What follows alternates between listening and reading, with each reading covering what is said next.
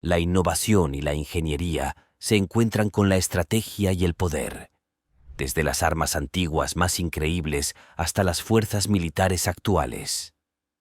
Este video te llevará en un recorrido fascinante por las armas más impresionantes de la historia. Fuego griego.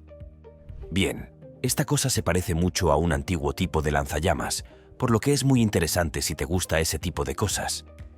El Imperio bizantino tenía algunos trucos bajo la manga para protegerse, ya que estaban perpetuamente bajo ataque desde todos los lados. El uso del llamado fuego griego era tan eficaz que su fórmula era un secreto muy bien guardado que se transmitió de emperador a emperador hasta la caída del imperio en 1453. Desgraciadamente, todo este secretismo ha hecho que los modernos no tengamos ni idea de cómo los bizantinos fabricaban esta arma devastadora. El fuego griego era el arma más peligrosa y eficaz que tenían a su disposición, y no es un aspecto menor de cómo el Imperio bizantino fue capaz de durar los 700 años que duró. Las armas incendiarias estaban obviamente en uso en este punto de la historia, ya sabes. Las flechas de golpe y las ollas de fuego eran algunas de las favoritas de esta época tan ávida de guerra. Así que el largo y el corto de ella era que este fuego griego, que es el verdadero fuego griego que los bizantinos tenían, no. La versión débil e inferior que los cruzados llamaron fuego griego era esencialmente como el napalm moderno. Y todos sabemos lo divertido que es eso. Los relatos generales del uso de este material sugieren que se incendiaba espontáneamente y no podía ser extinguido con agua. De hecho, ardía con más vigor cuando entraba en contacto con el agua y se adhería firmemente a cualquier cosa a la que se acercara. El uso del fuego griego parece haber sido especialmente eficaz en el mar, donde se empleaba para atacar a los buques de guerra lanzándolo en vasijas de arcilla o en forma de una especie de lanzallamas rudimentario. La forma de defenderse de él parecía ser empapando tela gruesa o cuero en vinagre para repeler las llamas. Era apestoso, pero probablemente mejor que quemarse vivo. Elefante de guerra. Tal y como suena, un elefante de guerra era un elefante vivo entrenado para el combate. Los elefantes de guerra fueron especialmente prominentes en algunas batallas de la antigüedad, siendo a menudo utilizados en la antigua India, y, en menor medida, hay pruebas de su uso en la antigua China. El domador de elefantes se encargaba de domesticar al elefante salvaje y enseñarle a ser montado por los soldados mientras ayudaba al jinete. Se les adiestraba para correr, maniobrar y moverse en formación y mando, y en última instancia se les adiestraba para cargar contra sus enemigos y a menudo pisotearlos. Un elefante puede ser un animal bastante peligroso, incluso en los mejores momentos, así que imagínense lo que puede hacer si se le adiestra para sembrar el caos. Un movimiento en falso y un elefante enfadado podría aplastarte como a un insecto. Y para ser sinceros, no hay mucho que puedas hacer para defenderte de su tamaño y poder. Aunque los elefantes suelen ser criaturas pacíficas, los machos pueden volverse muy agresivos durante la época de apareamiento. Es entonces cuando intentan mostrar sus músculos para exhibir sus movimientos de macho y conseguir pareja. Si dos machos se cruzan en esa época, habrá problemas y están tan llenos de hormonas que no pueden evitarlo. SAS, Reino Unido. Si hablamos de los mejores agentes británicos, sin duda nos viene a la cabeza James Bond. Sin embargo, este personaje de ficción está relacionado con su agencia secreta MI6. Y comparados con el SAS, esos tipos son meros novatos, cuando se trata de fuerza bruta. Los británicos confían en su servicio aéreo especial, más conocido como la unidad SAS. Se trata de las fuerzas especiales británicas encargadas de llevar a cabo diversas operaciones, como contraterrorismo, acción directa, reconocimiento y rescate de rehenes. El SAS se compone de 4 regimientos, cada uno de ellos con varios escuadrones operativos. El número exacto de efectivos del SAS está clasificado, pero se calcula que ronda los 400.500 miembros. Naturalmente, para formar parte de la mejor unidad militar del planeta, debes ser más que un simple humano. De hecho, no estoy seguro de que incluso los semidioses estén permitidos. Los que pueden terminar el curso de formación SAS deben ser nada menos que dioses después de todo. Su principal tarea en el campo de batalla es infligir el mayor daño posible en el menor tiempo posible tras las líneas enemigas sin sufrir bajas. Este ambicioso objetivo obliga a los alumnos a someterse a un entrenamiento físico y mental insoportable. La mayoría de los escuadrones de élite tienen una semana infernal para eliminar a los candidatos no aptos. El SAS tiene un entrenamiento infernal de 5 meses. Incluye 6 maratones en solo 5 días. Y como eso obviamente no es lo suficientemente duro, los candidatos deben llevar 25 kilos de ladrillos en sus mochilas durante todos los maratones. Naturalmente, estos maratones no son en las calles y el campo, sino en las montañas del oeste y el norte. Esta selección es tan exigente que se han dado casos de candidatos que han muerto de agotamiento. Se ha documentado que otros se han quebrado mentalmente y han sido ingresados en instituciones psiquiátricas, mientras que otros han empezado a alucinar por el agotamiento y el calor. Si superan este primer paso demencial, la siguiente parte tiene lugar en la selva india, donde se les deja solos para que sobrevivan varios días. Naturalmente, alrededor del 95% de los candidatos desaparecen antes de que comience el entrenamiento propiamente dicho. El entrenamiento en sí es bastante normal. Privación de sueño y resistencia a la hipotermia, acompañadas de tácticas, entrenamiento con armas y, por supuesto, combate cuerpo a cuerpo. Para graduarse de este infierno de pesadilla hay que pasar una prueba final, una cacería humana. A los alumnos solo se les da una brújula, un mapa esquematizado y su ropa, y se les deja en algún lugar salvaje. Tienen que llegar a un punto exacto predeterminado dentro de un plazo, y como eso es un juego de niños, toda la fuerza del SAS les dará caza. Naturalmente nunca nadie ha logrado terminar esta tarea, y los aprendices siempre terminan capturados. Eso forma parte del entrenamiento, ya que se les somete al interrogatorio más exigente de todas las pruebas. Los reclutas de la resistencia son sometidos a todo tipo de violaciones de los derechos humanos, como el ahogamiento simulado, la tortura con descargas eléctricas, la tortura con ruido blanco y otras. Se les mantiene en tales condiciones sin comida durante aproximadamente una semana. Como se puede imaginar, solo un 1% de los que entran en esta cámara de tortura consiguen terminar el entrenamiento. La mayoría de las campañas de reclutamiento terminan sin nuevos operativos del SAS, ya que todos los candidatos no logran completar el interrogatorio. Un entrenamiento de resistencia con semejante proceso de reclutamiento no es de extrañar que la mayoría de las operaciones del SAS acaben con la unidad eliminando ejércitos 20 o 30 veces mayores sin perder ni un solo operativo. El SAS ha participado en varias operaciones de gran repercusión, como el asedio a la embajada iraní en Londres en 1980, la Guerra del Golfo en 1991 y la Guerra de Afganistán. Una de las operaciones más famosas del SAS fue la Operación Nimrod en 1980, que consistió en el rescate de rehenes de la embajada iraní en Londres. Pistola arpón de luz verde. El salvaje oeste era algo más que vaqueros, forajidos y enormes vistas áridas. Una nueva frontera se formó a lo largo de las costas occidentales, completa con sus propias actividades distintivas como la alta mar, la caza y la pesca. El arpón ligero más verde dejó una huella inolvidable en este entorno marino. El arpón ligero Greener fue diseñado por el armero británico Greener para cazar grandes monstruos marinos. A diferencia de las armas balleneras tradicionales, el diseño de este cañón pretendía ofrecer una forma más compasiva y eficaz de capturar animales en lugar de depender de la fuerza bruta. El cañón arponero utilizaba un mecanismo de carga por culata que permitía a los marineros descargar un arpón especialmente construido y unido a una cuerda. Este novedoso mecanismo les permitía atrapar a los peces desde una distancia segura, haciendo que el arpón fuera más ligero y eficaz que los tradicionales lanzados a mano.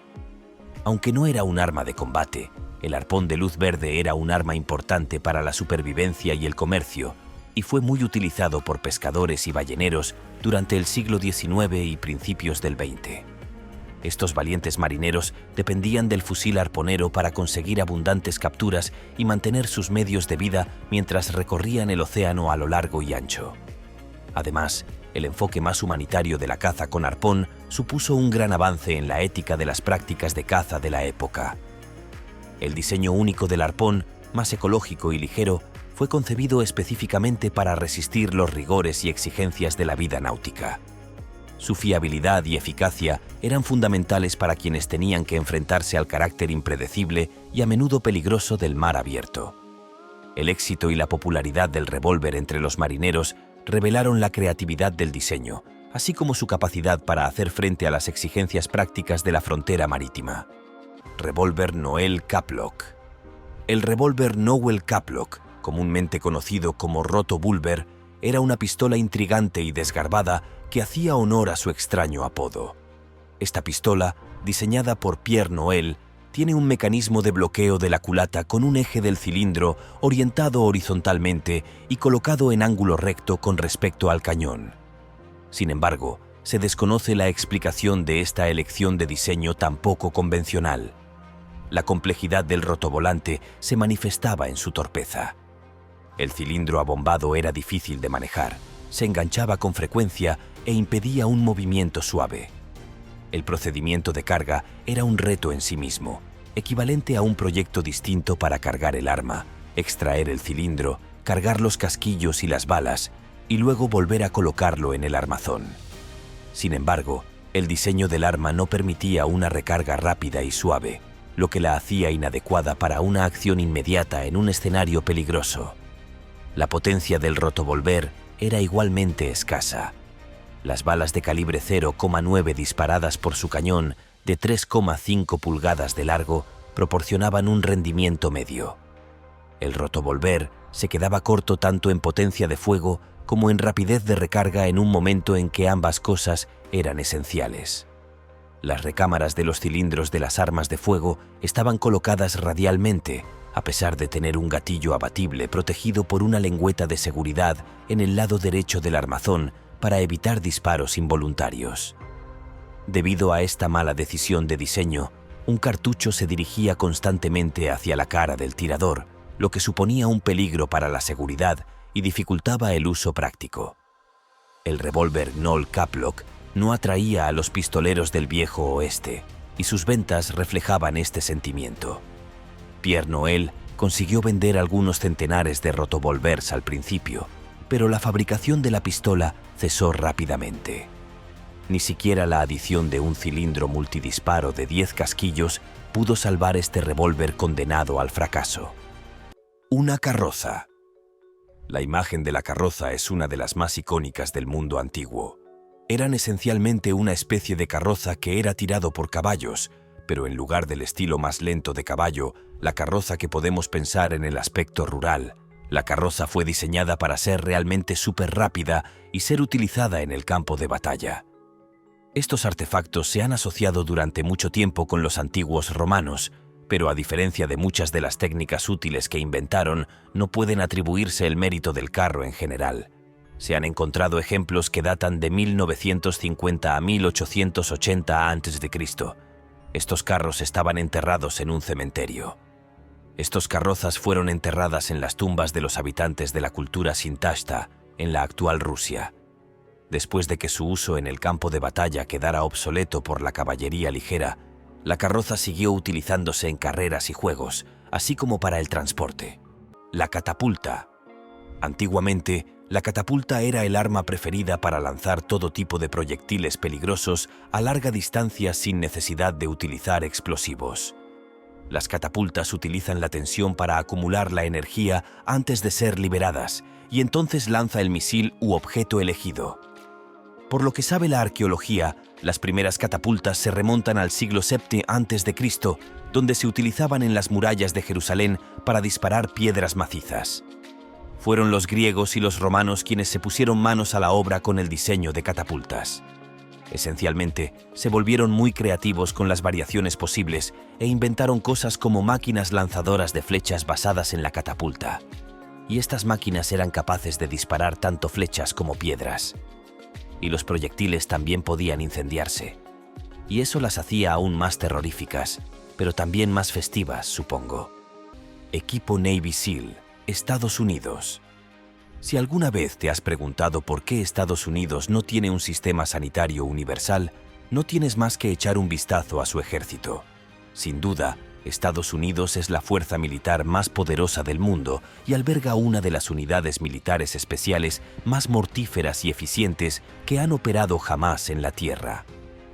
El sexto equipo SEAL de la Armada, conocido como Grupo de Desarrollo de Guerra Naval Especial de Estados Unidos, se encarga principalmente de operaciones antiterroristas y de guerra no convencional. Naturalmente, para formar parte de este grupo de élite, hay que ser algo más que un soldado estadounidense normal. También puede ayudar a ser más que un humano normal, ya que parece que su programa de entrenamiento está diseñado para aplastar incluso el espíritu de los superhombres. Los candidatos comienzan con un entrenamiento físico básico. Esto incluye intensos ejercicios de fortalecimiento junto con impresionantes ejercicios cardiovasculares. Para que el entrenamiento sea aún más emocionante, los instructores arrojan a los candidatos a una piscina de agua con las manos atadas a la espalda. Allí, los alumnos deberán completar una serie de tareas solo con los dientes. Además, se les enseñará a atar y desatar varios nudos bajo el agua sin darles la oportunidad de respirar entre medias. Si eso no le parece suficientemente brutal, espere a la cuarta semana. Es entonces cuando los candidatos entran en la semana infernal. Son 5 días y 5 noches de entrenamiento ininterrumpido con solo 4 horas de sueño en todo el periodo. Además del agotador entrenamiento, los reclutas deben luchar contra la falta de sueño y soportar ejercicios como correr con un bote en la cabeza, arrastrarse por el barro y levantar troncos de 150 kilos. Por si eso no fuera suficientemente divertido, incluso tendrán la oportunidad de hacer surf. Oh, espera, en realidad se someten a la tortura del surf. Es un ejercicio en el que te tumbas justo donde las olas chocan contra la playa para experimentar la sensación de luchar contra olas gigantes en mar abierto. Un placer. Como era de esperar, después de la cuarta semana el 80% de los candidatos abandonan, y parece que han tomado la decisión correcta, ya que a partir de entonces los reclutas serán sometidos a ejercicios mucho más duros, como tortura, supervivencia e incluso remojo en agua helada. Hacia el final de su entrenamiento, los reclutas son llevados a Alaska, donde tienen que pasar 8 minutos en el agua cubierta de hielo. Eso es aproximadamente 1 minuto antes de que les dé hipotermia, unos 2 minutos antes de que pierdan un miembro y unos 4 minutos antes de morir. Sabiendo esto, no es de extrañar que mueran más focas al año durante el entrenamiento que en operaciones. Por supuesto, si terminas ese entrenamiento, obviamente eres de Krypton y nada puede interponerse en tu camino.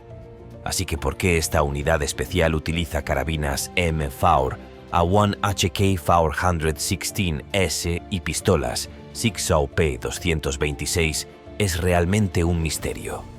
Bromas aparte, el equipo SEAL 6 se utiliza a menudo en situaciones críticas de contraterrorismo en las que hay que actuar de forma rápida y letal.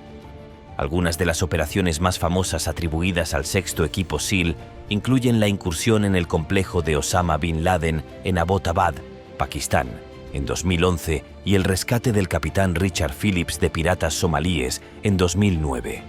Revólver LeMat. Pocas armas evocan tanta intriga y asombro como el revólver Lamont. El doctor Jean-Alexandre Lamont, médico de Nueva Orleans, inventó esta extraña pistola. Su característica más notable era la inteligente combinación de un revólver estándar con un cañón secundario de ánima lisa capaz de disparar un cartucho de escopeta. El revólver LeMat incluía un cilindro de 9 tiros de calibre 0,4 o 0,36 con un cañón central de escopeta de calibre 20, proporcionando al operador una adaptabilidad sin igual en comparación con otras armas de la época.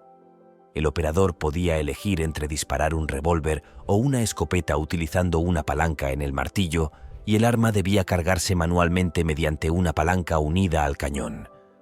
A pesar de ser considerado una maravilla tecnológica de su época, el revólver LeMat sufría una serie de dificultades. Su elevado peso y sus torpes proporciones lo hacían inadecuado para un uso regular. El intrincado procedimiento de recarga se sumaba a las dificultades, y los costes de fabricación de las armas de fuego eran elevados, por lo que quedaban fuera del alcance del típico hombre de frontera. A pesar de estos obstáculos, el revólver LeMat se ganó el favor de los oficiales confederados de alto rango a lo largo de la Guerra Civil estadounidense. Su aspecto distintivo y su potente potencia de fuego lo convirtieron en un arma deseable para aquellos que podían comprarlo. El revólver Lamott es conocido hoy como un diseño inteligente y ambicioso que demostró los imaginativos intentos de aumentar la potencia de fuego durante la época del salvaje oeste. Aunque nunca fue ampliamente adoptado, su concepto y genialidad mecánica tuvieron un efecto indeleble tanto en los aficionados a las armas como en los historiadores. Repetidor volcánico. La repetidor volcánico es una pistola extraordinaria que destaca como un artefacto único de la época del salvaje oeste. Esta pistola de repetición de palanca era un diseño único para su época, que proporcionaba un aumento significativo de la potencia de fuego al permitir a los usuarios disparar muchas rondas sin recargar. El revólver de repetición, una rareza de mediados del siglo XIX, fue diseñado por dos leyendas de las armas de fuego, Horace Smith y Daniel B. Wesson, que con el tiempo se hicieron famosos por inventar la firma de revólveres Smith y Wesson. Inicialmente, el equipo pretendía desarrollar un rifle que pudiera utilizar un cartucho autónomo, pero su primera versión, apodada la bola cohete, encontró dificultades debido a su escasa potencia. No obstante, su empeño en la investigación y el desarrollo allanó el terreno para el desarrollo de los repetidores volcánicos. La naturaleza peculiar y explosiva de la munición dio origen al apodo de arma de fuego. Utilizaba una bala única de base hueca del calibre 0,41 cargada con pólvora y un cebo en la base. El diseño se asemejaba a pequeños volcanes dentro de la munición, de ahí el nombre de volcánica. A pesar de su original diseño, la pistola no tuvo éxito comercial debido a la potencia comparativamente baja de su inusual munición. A pesar de los obstáculos comerciales, la repetidora volcánica contribuyó significativamente al avance de la tecnología del rifle. Sentó las bases para la creación del rifle Henry y más tarde del famoso rifle Winchester. Fue un momento decisivo en la historia de las armas de repetición que alteró el panorama del diseño de armas de fuego e influyó en el futuro de las armas de fuego en Estados Unidos. El repetidor volcánico tuvo una enorme influencia en el negocio de las armas de fuego. Aunque no fue muy popular en su momento, su legado perdura gracias a la creación de rifles de repetición más potentes y fiables. El sistema de acción de palanca, que permitía una recarga rápida y eficaz, se convirtió en una característica definitoria de muchos grandes rifles que vinieron después, y todo empezó con las mentes brillantes de Horace Smith y Daniel Wesson. Abanico de guerra japonés. ¿Un abanico? Sí, un abanico de mano como el que usaría una dama elegante, que también es un arma de guerra. Es una locura, pero es verdad. En el Japón feudal, la clase samurái usaba estos abanicos de guerra y también los usaban las mujeres ninja. Se hacían peligrosos y algo chulos, y eran un arma sorpresa. Aunque podían usarse como arma, los abanicos se utilizaban principalmente como herramienta de señalización. Había un par de tipos diferentes. Había abanicos reales que se fabricaban con costillas de metal o madera y se fijaban con un papel lacado. Y luego estaban los macizos y permanentemente abiertos, hechos de metal o madera. Un comandante de guerra podía usar el abanico para indicar a sus tropas diferentes señales que emitirían diferentes órdenes. Los tres tipos de abanico de guerra japonés eran el gunsen, el tessen y el gunbai. El primero era un tipo normal de abanico plegable utilizado por los guerreros japoneses normales para mantenerse frescos. Hasta aquí, todo una dama. Generalmente estaban hechos de madera, bronce o latón. Eran ligeros pero resistentes y cumplían una función adicional dependiendo de dónde se colgaran. Normalmente se llevaban en el cinturón o en la pechera, y un abanico bien colocado podía incluso ayudar a proteger a un guerrero desviando una flecha. Los segundos se llamaban tessen. Se trataba de abanicos plegables con un secreto, ya que estaban hechos de pesadas planchas de hierro, pero se diseñaban para que parecieran un abanico normal. Esto significaba que los samuráis podían colarlos en lugares donde no podían llevar una espada. Podían usarse como arma, pero también se entrenaba a los samuráis para usarlos para rechazar flechas y dardos y como una práctica aleta que les ayudaba a nadar más rápido.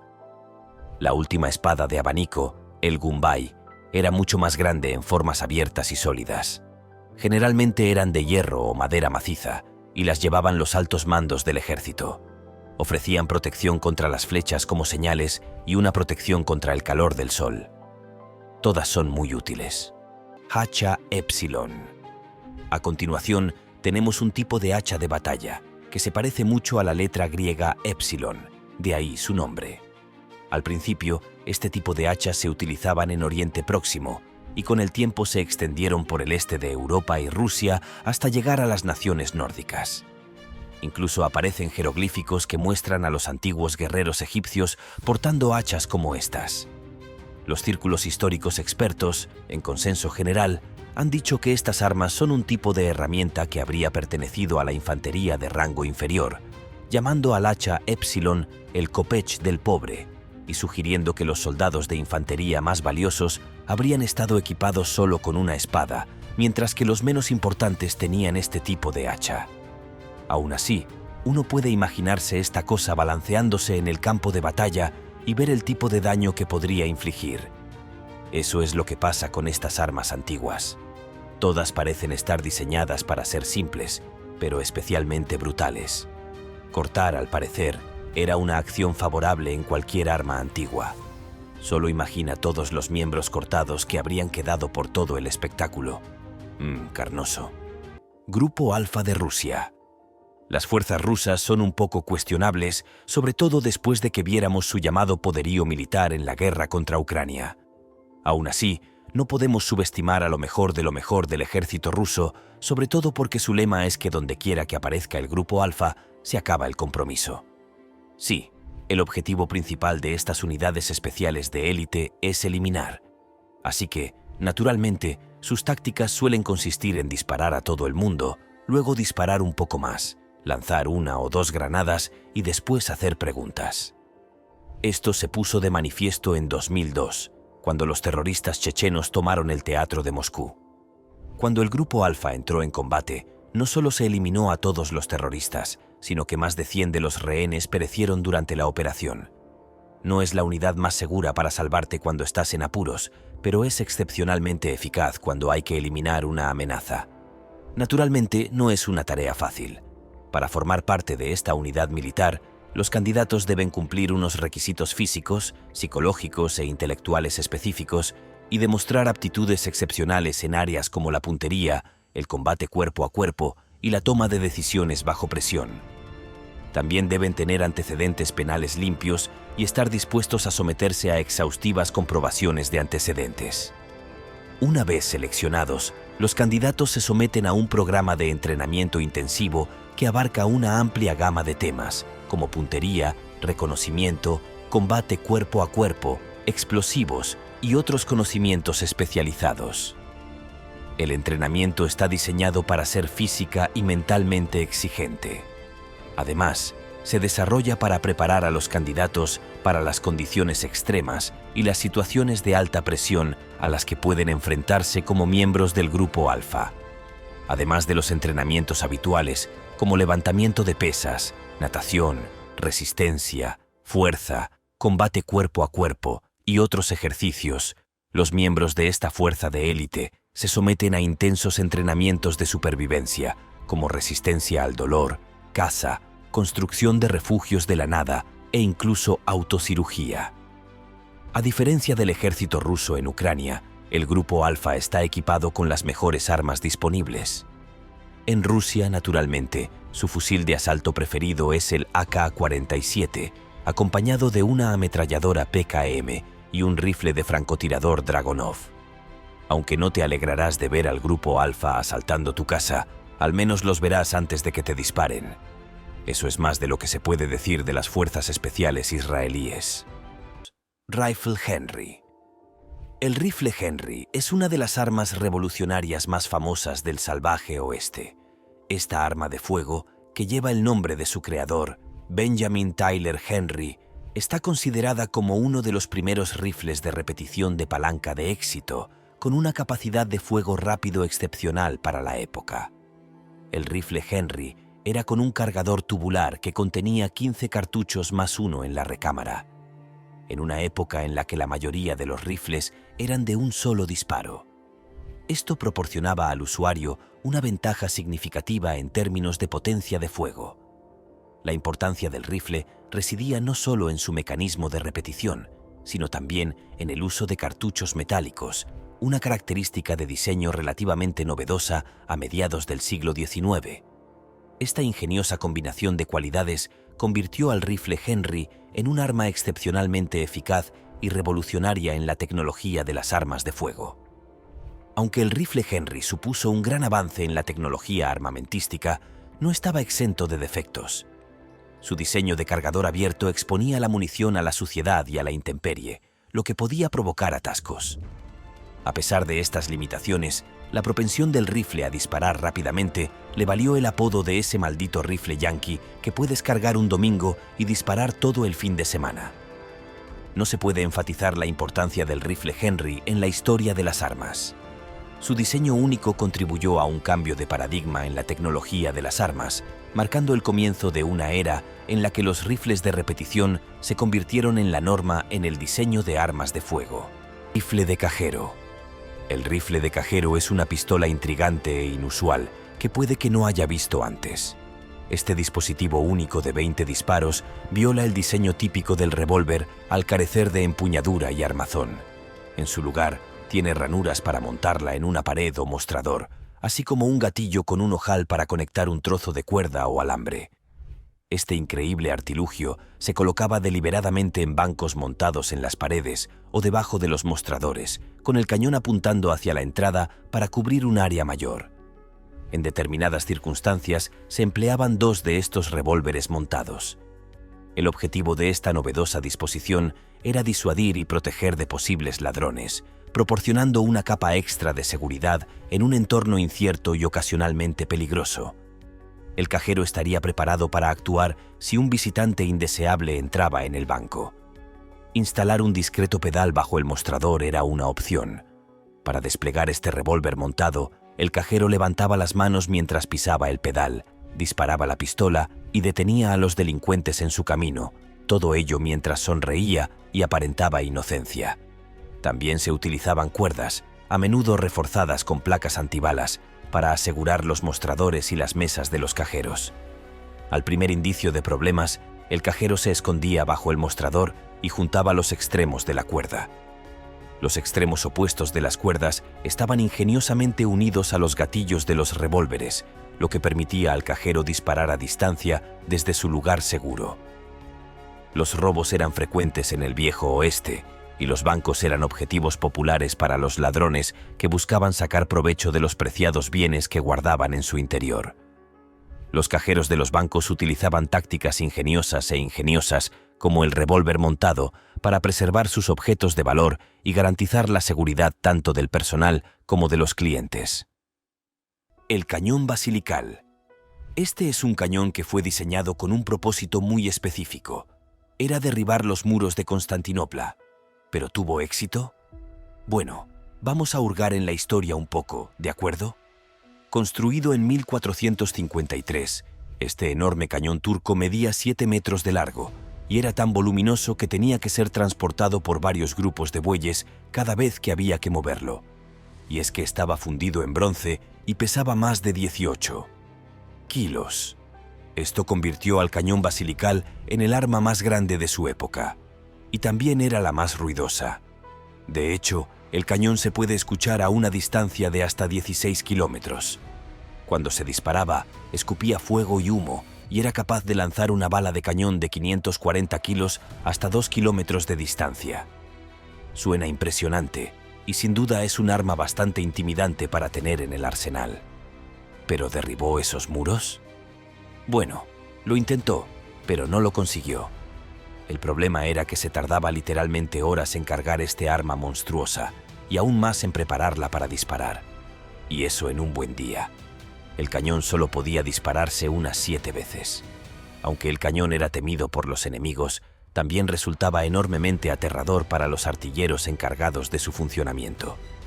El basilicón hacía tanto ruido que les daba escalofríos, y era tan peligroso que arriesgaban sus propias vidas cada vez que estaban cerca de él y podían ser aplastados por su peso en cualquier momento. Cuando finalmente cargaron el monstruo y encendieron la mecha, lo único que pudieron hacer fue huir lo más lejos posible, buscar refugio y rezar por sobrevivir a la explosión. El carro guadaña. No cabe duda de que las fuerzas armadas de la antigüedad disponían de armas bastante alarmantes, y parecía haber un ángulo especialmente creativo y sanguinario en la mayoría del armamento que se modificaría para los campos de batalla de la antigua Grecia y Roma, como esta aterradora pieza de equipo, por ejemplo. Este es un carro con guadañas, y es exactamente lo que su nombre implica. Sí, esas son literalmente guadañas unidas a los ejes. Hace falta mucha imaginación para imaginar para qué servían esas cuchillas extremadamente afiladas y sangrientas. Así que si te imaginas este poderoso carro de guerra con caballos vestidos con armadura y soldados con armas mortíferas cabalgando en su interior, atronando hacia tu ejército, pues bien, tenían cuchillas añadidas que sobresalían de los lados de este carro en particular mientras cargaban contra tus tropas, cortando y troceando a su paso.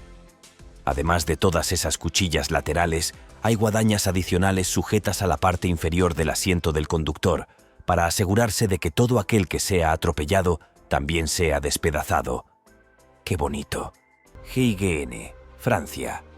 El Grupo de Intervención de la Gendarmería Nacional es una fuerza de operaciones especiales dentro de la Gendarmería francesa. La unidad cuenta con aproximadamente 400 efectivos altamente entrenados y especializados en contraterrorismo, rescate de rehenes y otras operaciones de alto riesgo. Como puede imaginar, no son los típicos franceses estereotipados que fuman cigarrillos y manejan una baguette. Mucho más común es que empuñen un fusil de asalto HK-416, una pistola SIG Sauer P-226 o el fusil de francotirador FRF-2. Sin embargo, para llegar hasta allí, estas unidades de élite pasan por un proceso de reclutamiento y entrenamiento realmente desgarrador. Para empezar, los candidatos deben nadar 50 metros con las manos y los pies atados. La tarea se diseñó para eliminar a los débiles al principio y, como era de esperar, alrededor del 50% de los candidatos necesitan ser salvados. A continuación, hay que correr 8 kilómetros con una mochila de 18 kilos. Los que terminan en el tiempo previsto continúan la tortura con algunos retos físicos y mentales muy exigentes, como caminar sobre un tablón inestable de 20% de altura mientras son sometidos a un interrogatorio cruzado por 2 instructores de ejercicios. Pero eso no es nada comparado con el tiro de confianza. En este ejercicio, el aspirante se viste con chaleco antibalas y se cuelga del cuello un disco de arcilla justo delante del pecho. El truco es que otro candidato debe disparar al disco de alguna manera. Esto debería fomentar la confianza. Sin embargo, no estoy seguro de cómo se puede confiar en un hombre que te dispara en el pecho. Alrededor del 90% de los candidatos restantes se niegan a participar en este desafío, por lo que obviamente el GIGN está buscando a los más locos para unirse a sus filas. Como se puede imaginar, no tienen la misión de proteger a Macron de los manifestantes. Algunas de sus operaciones más famosas incluyen el rescate de los pasajeros del vuelo 8969 de Air France en 1994, la devolución de los rehenes franceses en Yemen en 2010 y la captura de los terroristas responsables del tiroteo contra Charlie Hebdo en 2015. Con una cartera como esta, es difícil creer que haya fuerzas especiales más temibles que esta. Pero, por supuesto, hay 2. Pistola de clavijas. Hubo varios casos de armas ingeniosas y extrañas construidas para la autodefensa o como armas ocultas durante la época del salvaje oeste. La pistola de 6 pistolas, una pistola de mano expertamente escondida dentro de una prótesis de pierna, fue una de estas innovaciones inusuales. Este inusual artilugio ofrecía un método discreto y sorprendente de ocultar un arma para la defensa. A menudo se utilizaba una pequeña pistola de un solo disparo colocada en la cámara hueca de una pierna ortopédica de madera o metal. El cañón del arma se camuflaba cuidadosamente como parte de la clavija, lo que la hacía prácticamente indistinguible de una típica pata de palo. A primera vista, El tirador llevaba la prótesis como parte de su ropa normal, lo que le permitía moverse con facilidad sin llamar la atención. La capacidad de pillar desprevenidos a los adversarios era una de las principales ventajas de la pistola de clavijas. En caso de ataque por sorpresa, el tirador podía quitarse rápidamente la pierna protésica y mostrar la pistola oculta. Este elemento de sorpresa podía proporcionar al portador una ventaja crítica en una circunstancia posiblemente mortal. Las personas que querían protegerse discretamente, como los jugadores, los viajeros o el personal encubierto de las fuerzas del orden, utilizaban la pistola de pega de pierna falsa. Llevar un arma de fuego visible en público puede dar lugar a conflictos, pero la pistola de pernera falsa permitía pasar desapercibido y al mismo tiempo tener cerca un medio de defensa personal. Por otro lado, la pistola de pernera tenía sus límites. Al tratarse de una pistola de un solo disparo, era necesario apuntar con cuidado y precisión, ya que no había posibilidad de error en un enfrentamiento mortal. En condiciones de alta presión, recargar la pistola podía llevar mucho tiempo y resultar difícil. La pistola de pernera fue perdiendo popularidad a medida que evolucionaba la tecnología armamentística y se disponía de soluciones más prácticas para el porte oculto. Los revólveres y otras armas de pequeño calibre proporcionaron una mayor potencia de fuego y una recarga más rápida, haciéndolas más fiables para la defensa personal. Revólver de torreta Cochrane.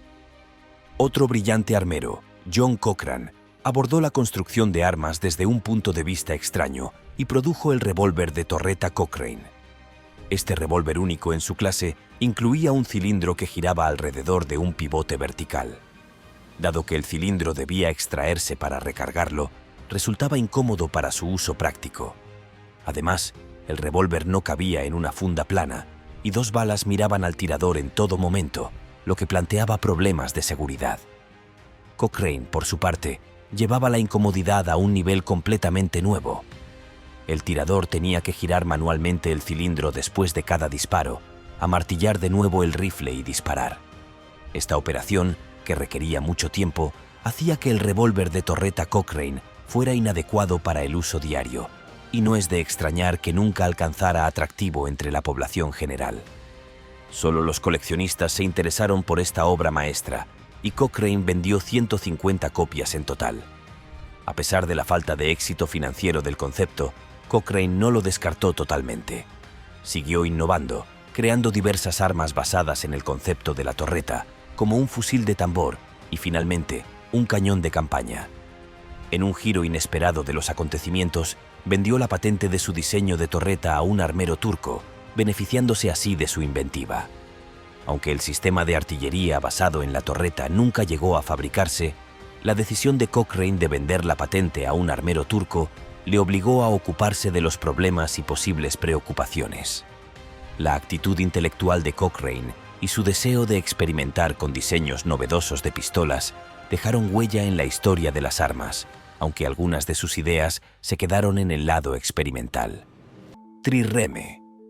Este es un tipo de buque de guerra antiguo que fue inventado y utilizado por las diversas civilizaciones marítimas mediterráneas antiguas, en particular los fenicios, así como los griegos y los romanos.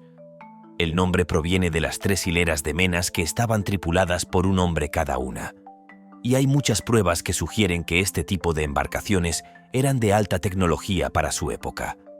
Se cree que fueron diseñadas para la velocidad, por lo que el peso era un elemento muy importante a la hora de considerar el diseño de las naves.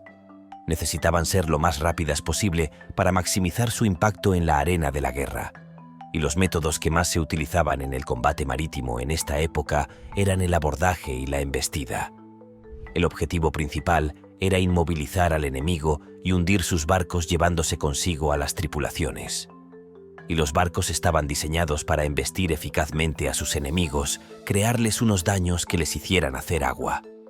Los hombres bajo cubierta correrían inmediatamente el riesgo de ahogarse, y la batalla se trasladaría a los buques siniestrados. Las tripulaciones luchan por la supervivencia en lugar de contra el propio barco victorioso. Gladius. A continuación, tenemos un tipo de espada que fue el arma principal de los antiguos soldados romanos de infantería entre el siglo III a.C. y finales del siglo III después de Cristo. El gladius era una de las piezas esenciales del equipo de un legionario romano. Además de esta espada, también llevaban un escudo llamado scutum y una o dos jabalinas llamadas pila. Y también tenían una daga llamada pugio. Más tarde, se equiparon con dardos. Las jabalinas se utilizaban para lanzarlas al enemigo desde lejos y, con suerte, inutilizar los escudos del adversario. Después, los soldados se lanzaban al combate cuerpo a cuerpo con sus espadas. Y si la palabra gladia le resulta familiar, es probable que se deba a que se ha convertido en la raíz de algunas de las palabras que seguimos utilizando hoy en día. La palabra gladiador proviene incluso del significado de espadachín, y también se utiliza en botánica. El gladiolo, que significa pequeña espada, es una planta con hojas que se asemejan a la forma de una espada. Es emocionante, pero básicamente un gladius es la palabra latina para espada. Sayeret Matkal, Israel. Si el mundo fuera un juego, Israel sería sin duda el nivel más difícil. Rodeado de enemigos por todas partes, con enormes conflictos internos y un enorme caldo de cultivo terrorista en su patio trasero, como es Gaza, Israel no es definitivamente el mejor lugar para ser soldado. Naturalmente, el Estado de Oriente Próximo ha respondido a los retos de la región con Sayeret Matkal. Esta fuerza militar especial de élite se creó en 1949 para garantizar la existencia de Israel frente a amenazas externas. A lo largo de los años, esta unidad altamente entrenada ha participado en casi todas las operaciones de alto perfil de las Fuerzas de Defensa de Israel. Entre ellas, la famosa incursión de 1976 en el aeropuerto de Entebbe, Uganda, para rescatar a rehenes israelíes, el asesinato en 1988 de Abu Yihad en Túnez y la operación de 2006 para destruir un reactor nuclear sirio. Como puede imaginarse, el Sayeret Matkal no es el mejor grupo con el que meterse. Todos ellos son combatientes altamente entrenados que se someten a una vigorosa formación. Incluye aptitud física, puntería, navegación, habilidades de supervivencia, entrenamiento especializado en guerra urbana, contraterrorismo y rescate de rehenes. Los miembros de la unidad también reciben formación en idiomas extranjeros, ya que muchas operaciones les obligan a trabajar en países desconocidos. Sin embargo, el entrenamiento más duro son los ejercicios para ocultar información. Suele ser una de las pruebas finales antes de ser aceptado en la unidad. Cada candidato es secuestrado por un equipo que le administra una serie de tácticas de tortura física y psicológica para intentar doblegarlo. Como se puede imaginar, no muchos terminan esta parte del entrenamiento preliminar. Los que consiguen entrar son duros, letales y con nervios de acero. Suelen utilizar tácticas furtivas para que al menos no los veas antes de recibir un balazo en la cabeza. ¿Te preguntas qué tipo de bala recibirás en la nuca? Bueno, el arma preferida de los Sayeret Matkals es el fusil de asalto Tabor y el subfusil Uzi, así como armas importadas como la carabina M4 y el fusil M16 de Estados Unidos. El armamento específico utilizado por Sayeret Matkal puede depender de los requisitos de su misión y de otros factores como el entorno y la naturaleza de la operación. Sin embargo, una cosa es segura: serán expertos en Krav Maga y no les gustará su encuentro. A pesar de sus eficientes capacidades y tácticas de combate, los Sayeret Matkal no pueden compararse con el poderío militar del ejército estadounidense y su superioridad tecnológica y financiera. El rifle de arpa. El rifle de arpa de Jonathan Browning es otro ejemplo de arma multidisparo de cañón largo, pero sufrió un final similar. El cargador del arpón tenía capacidad para 54 cartuchos de calibre, pero no disparaba automáticamente. El tirador tenía que deslizar el cargador manualmente, asegurándose de que el siguiente cartucho quedaba perfectamente colocado bajo el martillo y alineado con el cañón. Este procedimiento manual, sin embargo, tenía ciertas limitaciones. Una preocupación importante era el sobrecalentamiento del cargador durante el disparo. Esto podría activar las cargas de las recámaras vecinas, dando lugar a una reacción en cadena de disparos. El tirador perdería toda una carga de cartuchos en el mejor de los casos, pero en el peor, podría acabar con unos cuantos agujeros más en el cuerpo. Para evitar el disparo en cadena, Los propietarios de armas rellenaban las recámaras con una mezcla de cera y ropa. Jonathan Browning, el creador de esta arma única, era el padre del famoso armero John Moses Browning.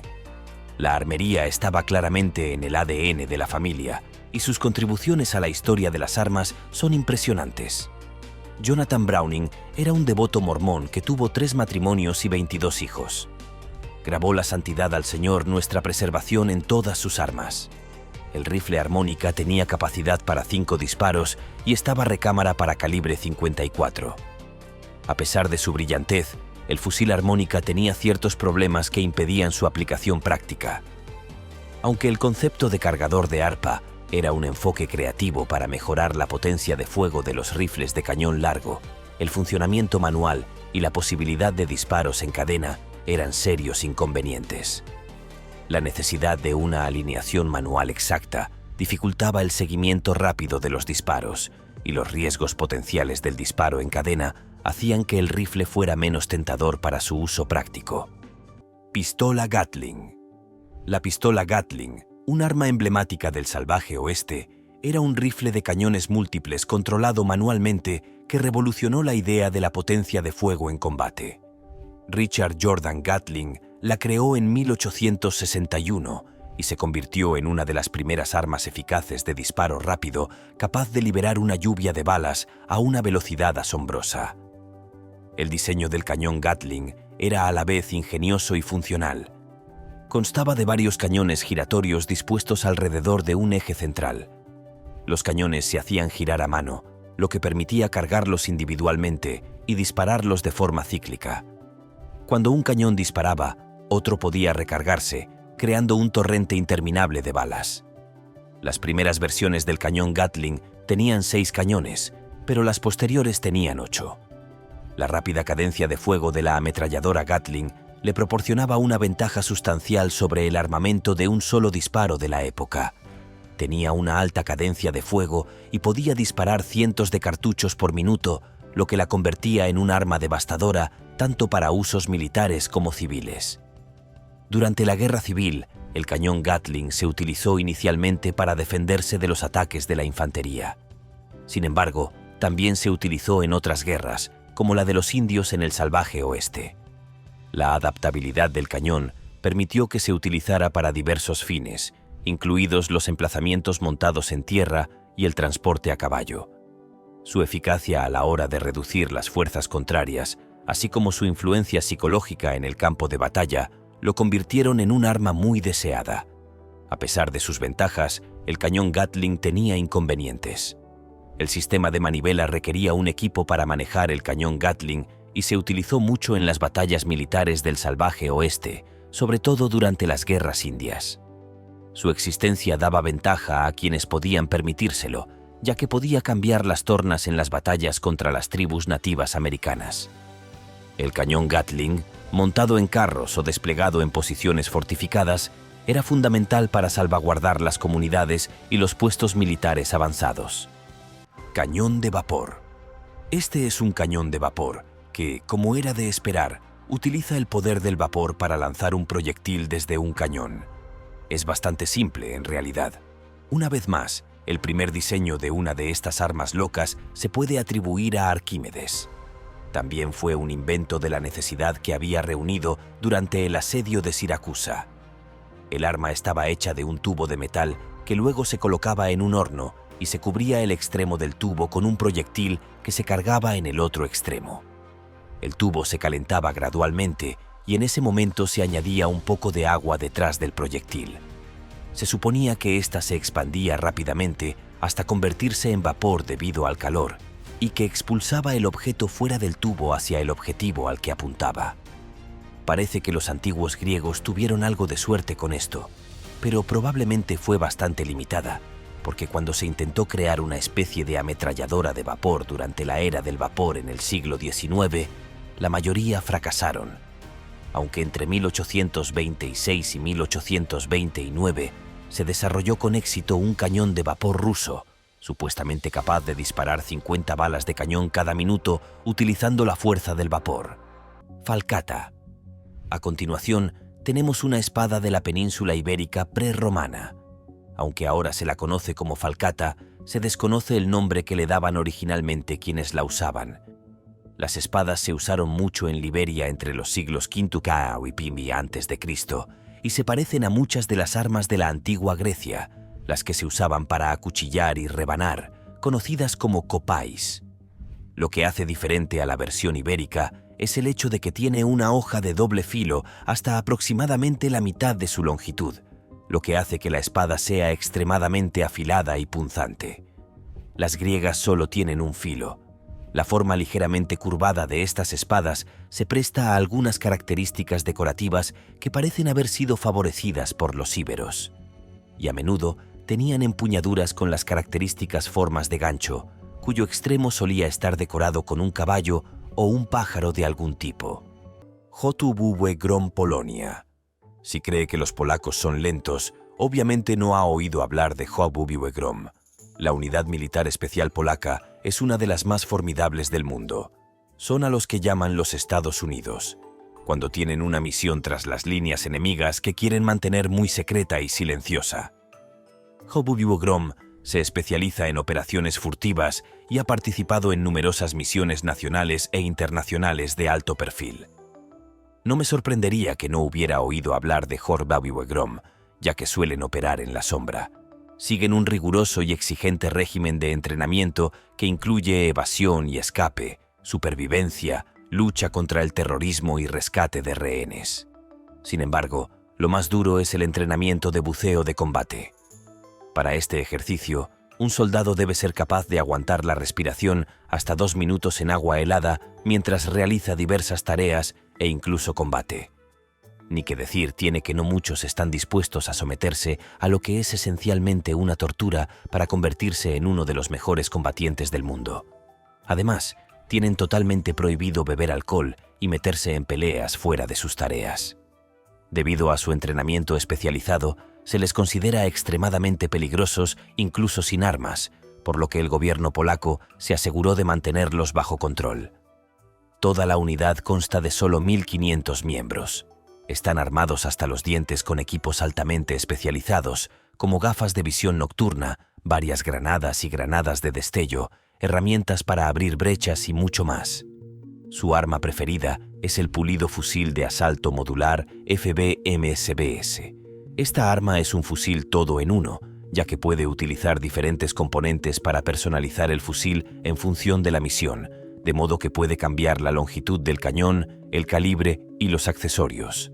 La unidad también cuenta con pistolas Glock 17 y Glock 19, el subfusil Heckler & Koch MP5, la escopeta Remington 870 y el rifle de francotirador de boina M82. Hotubuwe Grom es cualquier cosa menos una broma. Se trata de una fuerza militar altamente entrenada y especializada que es a la vez letal y sigilosa. El hecho de que carezcan de la fama que tienen otros de esta lista no es más que un reconocimiento a su excelente trabajo como fuerza de combate secreta que opera en lo más profundo de las líneas enemigas. Aún así, tienen un largo camino por recorrer para alcanzar a sus principales oponentes, los rusos. Revólver Apache. A pesar de su nombre, el revólver Apache no tiene ningún vínculo directo con las tribus nativas americanas apaches. Esta inusual arma se originó en una lejana parte del mundo, Francia. Se trata de un arma única y polivalente que floreció en la sombra a finales del siglo XIX. Su ingenioso diseño integraba un cuchillo, un nudillo de latón y un revólver en una sola forma compacta. Sus orígenes se remontan a los legendarios bajos fondos criminales de París, donde un instrumento polivalente se adaptaba a multitud de exigencias en un peligroso entorno urbano. La pistola fue popularizada por la banda Les Apaches, que aterrorizaba las calles parisinas durante el periodo Belle Époque. De ahí el apodo de revólver Apache. El revólver Apache tenía un cilindro plegable de 6 disparos y podía dispararse como una pistola. Sin embargo, la ausencia de cañón limitaba la precisión y la potencia del revólver, por lo que resultaba más idóneo para la guerra cuerpo a cuerpo que para los tiroteos ordinarios. Al cuerpo del revólver se le había acoplado una hoja de cuchillo plegable de 3 pulgadas de largo. Aunque el cuchillo no era de gran calidad, cumplía su función admirablemente, ofreciendo al usuario una opción defensiva adicional. El principal argumento de venta era su tamaño compacto, no la calidad de la hoja en sí. El tercer componente del revólver Apache era el nudillo de latón, que tenía la forma de un plumero y actuaba como empuñadura del arma mientras se disparaba o se empuñaba el cuchillo. También era una potente arma de combate cuerpo a cuerpo. Con su extraña mezcla de herramientas, el revólver Apache no era un arma elegante ni potente a larga distancia. En cambio, era un arma pragmática y versátil, perfecta para las sucias calles de París o para cualquier situación caótica en la que el peligro acechara a cada paso. Revólver Pepperbox. La importancia del revólver Pepperbox en la genealogía de las armas de varios disparos en el salvaje oeste no puede exagerarse. Esta pistola única en su género, que se distingue por sus muchos cañones agrupados en un patrón circular, sirvió como precursor del revólver contemporáneo y desempeñó un papel importante en la historia de las armas de mano a lo largo de mediados del siglo XIX. El revólver Pepperbox tiene un diseño llamativo en lugar de un solo cañón y un cilindro giratorio. Al igual que un revólver estándar, el Pepperbox tenía muchos cañones, normalmente 6, cada uno de los cuales albergaba un único cartucho. Estos cañones se apilaban en una disposición circular, dando a la pistola su distintivo aspecto de molinillo de pimienta o Pepperbox. El funcionamiento del revólver Pepperbox era sencillo. Cada vez que se apretaba el gatillo, el grupo de cañones giraba para alinear un cañón cargado con el martillo, que a continuación golpeaba la cápsula fulminante, encendiendo la pólvora y disparando el cartucho. Esto permitía al usuario disparar numerosas rondas sin tener que recargar, lo que suponía una ventaja considerable en circunstancias que exigían una respuesta rápida. El revólver Pepperbox se popularizó a mediados del siglo XIX, sobre todo en Estados Unidos, como una pistola pequeña, fácil de ocultar y con capacidad para varios disparos. Su tamaño y letalidad lo convirtieron en una opción popular para la defensa personal, especialmente entre los ciudadanos y viajeros que buscaban un arma fiable. A finales del siglo XIX, sin embargo, el revólver Pepperbox había sido completamente sustituido por revólveres más modernos creados por empresas como Colt y Smith & Wesson. Estos revólveres combinaban las capacidades multidisparo del Pepperbox con una mayor precisión y facilidad de uso, haciéndolos más deseables para el mercado. El Mons Meg. Tiene un nombre raro, pero al parecer se trata de un gran cañón que se construyó para asegurar las demandas de Felipe el Bueno, el duque de Borgoña, en 1449, y luego fue enviado como regalo a Jacobo II, el rey de Escocia, porque, claro, ¿quién no ha recibido un enorme cañón como regalo? Esta era la Europa medieval y todo el mundo amaba un cañón grande y viejo, ya sabes. De todos modos, en ese entonces, este no solo era grande. En realidad era el más grande, midiendo 20 pulgadas en el diámetro del cañón. Y eso lo convirtió en uno de los cañones de mayor calibre en el mundo en ese momento. Este cañón grande y monstruoso se utilizaría con gran efecto en asedios hasta mediados del siglo XVI, pero después solo se utilizó para hacer más trastos ceremoniales. Sin embargo, en 1680 sufrió un accidente cuando el cañón reventó y el viejo Mons Meg ya no pudo disparar su carga. Así que, después de pasar el tiempo en el castillo de Edimburgo, acumulando polvo y haciendo ruido con los dedos de los pies, en 1754 fue llevada a la Torre de Londres y arrojada allí con todas las demás armas viejas y rotas. Fue devuelta al castillo de Edimburgo en 1829 y desde entonces ha sido restaurada. El arco escita. Los escitas eran un grupo de antiguos pueblos nómadas que vivieron en la región de las estepas eurasiáticas entre los siglos IX y antes de Cristo. Se cree que se originaron en la zona del sur de Siberia y con el tiempo se desplazaron hacia el exterior hasta que sus territorios alcanzaron los montes Cárpatos por el oeste y hasta China por el este. Este pueblo fue uno de los primeros en utilizar caballos en la guerra y desarrolló arcos especialmente diseñados para ser utilizados a caballo. El arco era lento, pero especialmente potente. Tenía una forma muy distintiva que aún hoy se reconoce como el arco escita. Este estilo particular de arco no solo era distinto, sino también extremadamente mortífero. Lo que lo hacía tan eficaz era que estos arcos estaban compuestos de madera, cuerno, tendón y pegamento. Eran técnicamente sólidos y los más avanzados de la época, y los propios arqueros a caballo eran extremadamente hábiles. Todo el equipo que utilizaban estaba diseñado para facilitar el mejor uso posible del arco y las flechas mientras cabalgaban.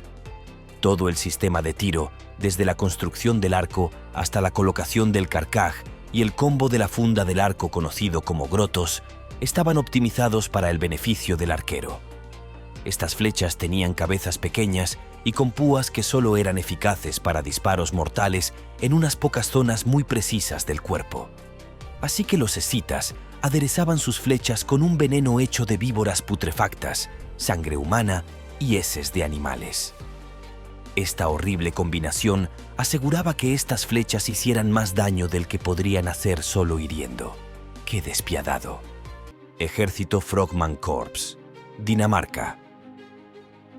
Si crees que los vikingos hace tiempo que desaparecieron, obviamente no has oído hablar de Frogman Corps. Esta fuerza militar especial danesa está formada por solo 150 personas altamente cualificadas, pero hacen que sus antepasados se sientan orgullosos. Si hay una sala VIP en el Valhalla, probablemente esté reservada para ellos. La unidad está especializada en operaciones marítimas de reconocimiento, sabotaje y contraterrorismo. Para ser más eficaces, se someten a un entrenamiento físico y mental verdaderamente intensivo. Desde el primer momento, solicitan el trabajo. Durante 6 meses, son sometidos a un tratamiento que, si lo viera un juez del Tribunal Europeo de Derechos Humanos, seguramente les provocaría un infarto. Su entrenamiento incluye intensas carreras de larga distancia, marchas y natación. Además, los reclutas deben ser capaces de ponerse el equipo bajo el agua, naturalmente, lo que les obliga a mantener la respiración durante casi 2 minutos. Como consecuencia, algunos candidatos pierden el conocimiento durante esta sesión de entrenamiento. Si crees que es duro, no seas tonto. Es solo la primera semana. Este es el proceso de depuración y, por lo general, solo el 10% de los candidatos siguen adelante. Para las 20 personas que quedan, la diversión continúa con entrenamiento de resistencia a la hipotermia en agua helada, entrenamiento de supervivencia severa y entrenamiento de buceo.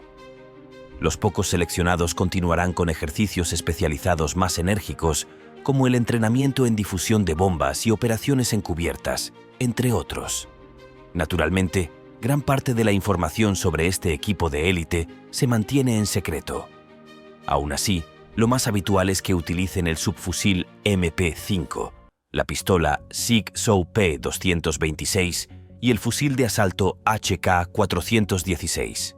El Frogman Corps ha participado en varias operaciones internacionales, entre ellas como parte de la Fuerza Internacional de Asistencia para la Seguridad en Afganistán y contribuyendo a la lucha contra la piratería frente a las costas de Somalia. ¿Se imaginan lo que les espera si estos tipos se quedan fuera de los 3 primeros? El rayo de calor de Arquímedes. En la antigua Grecia, Arquímedes inventó algo que se conoce como el rayo de calor de Arquímedes. Se dice que este dispositivo quemó los barcos romanos que vinieron a atacar durante el asedio de Siracusa en el año 214-212 a.C. Se cree que este dispositivo fue construido a partir de un montón de espejos estratégicamente colocados que reflejarían los rayos del sol y actuarían como un reflector parabólico y podrían ser dirigidos hacia los barcos y los incendiarían. Se ha debatido mucho sobre la credibilidad de este invento porque no aparece en las obras de Arquímedes. Sin embargo, sería probado en 1973 por un grupo de empollones de la ciencia, y utilizaron 70 espejos que habían sido recubiertos con cobre, apuntándolos a una maqueta de madera contrachapada de una vasija romana. Y sin duda, la luz del sol hizo que el barco se incendiara. La garra de Arquímedes. A continuación, tenemos otro loco invento del bueno de Arquímedes, donde esta arma o sistema de protección, según se mire, se utilizó al parecer como mecanismo de defensa contra los ataques en la parte marítima de la muralla de la ciudad de Siracusa, en la antigua Grecia. Hay varios relatos sobre el funcionamiento del artilugio, pero la mayoría de los historiadores antiguos parecen estar de acuerdo en que era básicamente como una especie de grúa que tenía una especie de gancho masivo y pesado que se podía dejar caer sobre un barco atacante y luego empujarlo hacia el agua. Al parecer, esto provocaría el vuelco del barco o incluso intentaría hundirlo. Este tipo de defensas se utilizaron durante el periodo de la Segunda Guerra Púnica, que tuvo lugar durante el año 214 a.C., cuando Siracusa fue atacada por la República Romana. Estas garras de hierro, o manos como se las conocía comúnmente, se desplegaron con gran éxito, hundiendo aparentemente muchos barcos atacantes y causando una enorme confusión entre los restantes. Este sistema, junto con una serie de catapultas, causó grandes pérdidas a las tropas romanas durante ese conflicto en particular. Ballesta de repetición china. La siguiente arma peligrosa se inventó durante el periodo de los estados combatientes en la antigua China. Eso fue hace mucho tiempo. Esta arma en particular logró combinar en un solo movimiento el arco que abarcaba la colocación de la saeta y las acciones de disparo. No era tan temida como otras armas del antiguo mundo chino, pero seguía siendo una pieza especialmente aterradora. La idea general era que la ballesta de repetición podía ser utilizada por cualquiera y a menudo la empleaban las mujeres.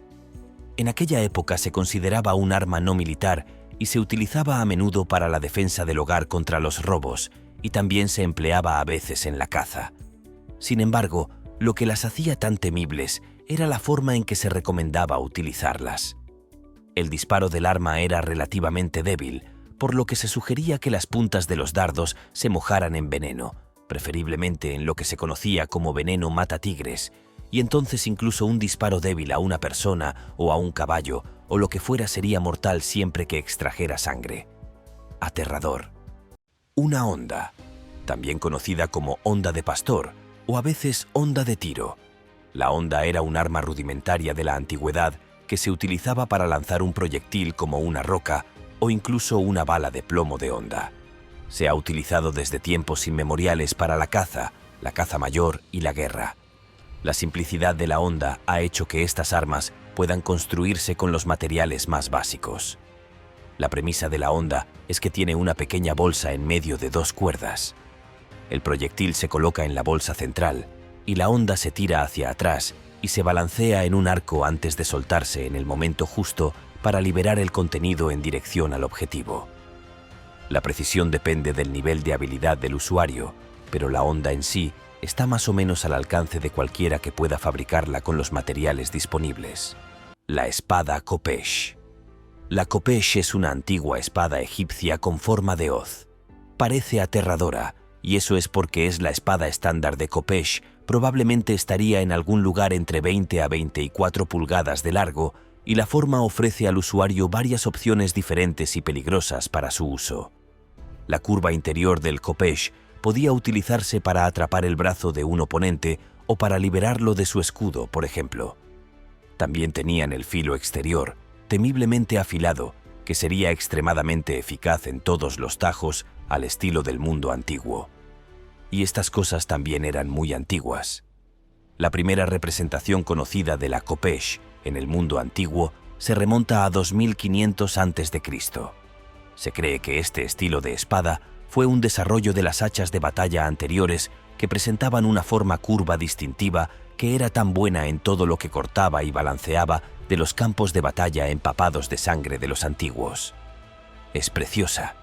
Siempre es agradable pensar en cuánto tiempo y energía se invierte en imaginar tecnologías mejores y más suficientes para mutilar y masacrar a lo largo de la historia de la humanidad. El pilum romano. Y por último tenemos el pilum, o pilum, independientemente de cómo se pronuncie la palabra, era una especie de jabalina que vimos brevemente antes al hablar del equipo del soldado de infantería romano medio. El pilum romano se utilizó en todos los ejércitos del Imperio Romano.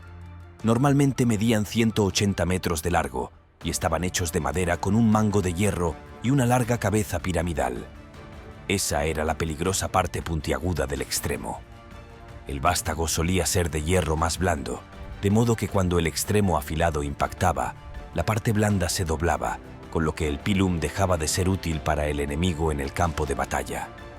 Por lo general, pesaban entre 1 y 2 metros, y los primeros ejemplares solían ser más pesados que los de los últimos años del Imperio. Estas armas se utilizaban para causar una gran cantidad de daño, tanto como fuera posible en realidad, para atravesar la armadura y seguir atravesando el cuerpo de la víctima. También se utilizaban mucho para desarmar al enemigo antes de atacar con espada y escudo. Bueno, eso es todo del viaje de hoy a los campos de batalla sembrados de miembros del pasado antiguo. Nos vemos en el próximo video.